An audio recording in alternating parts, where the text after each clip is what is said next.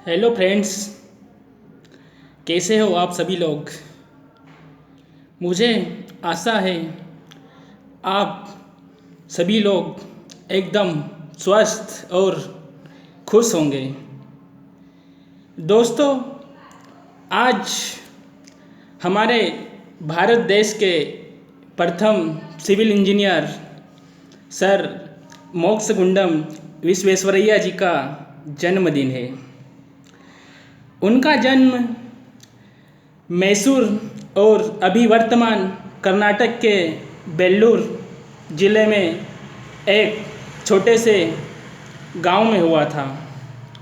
उनकी शुरुआती शिक्षा भी वहीं अपने गांव में ही हुई थी।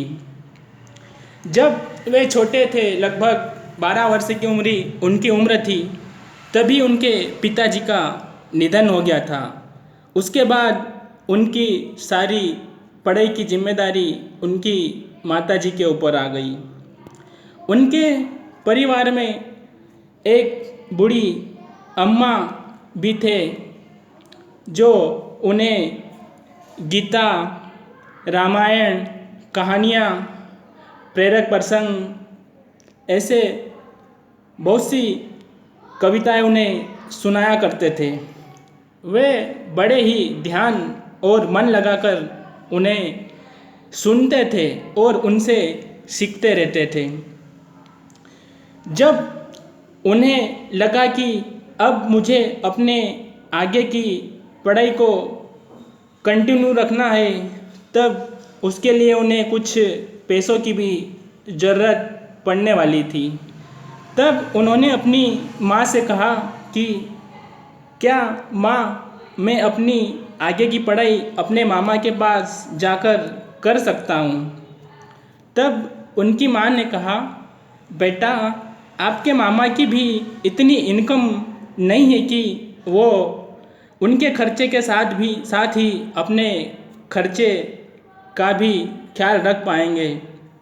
तब विश्वेश्वरैया जी ने जवाब दिया कि माँ, इसकी चिंता न करिए, मैं खुद अपना खर्च निकाल लूँगा।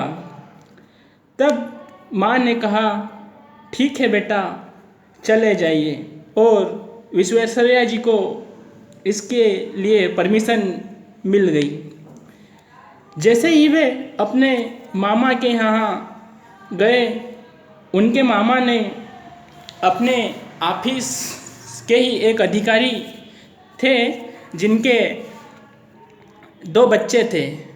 तो विश्वेश्वरैया जी ने उन्हीं बच्चों को पढ़ाना चालू किया और उन्हीं को पढ़ाने के साथ साथ वे अपनी पढ़ाई भी करते थे। जैसे ही उन्होंने बीए में टॉप किया, तो मैसूर की सरकार ने उन्हें इंजीनियरिंग करवाने का फैसला लिया। तो उसके बाद उन्हें पुणे के इंजीनियरिंग कॉलेज में प्रवेश दिला दिया, जहाँ पर उन्होंने इंजीनियरिंग की परीक्षा में प्रथम स्थान प्राप्त किया और उन्होंने महाराष्ट्र में PWD के अंतर्गत चीफ इंजीनियर की पद पर नियुक्त हो गए।